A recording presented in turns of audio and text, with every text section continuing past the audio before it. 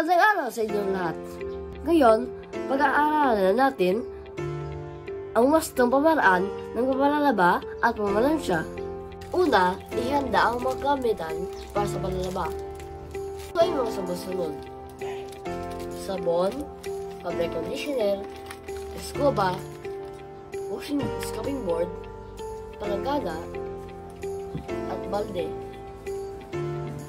Hiwalay ang puting damit sa dikulor.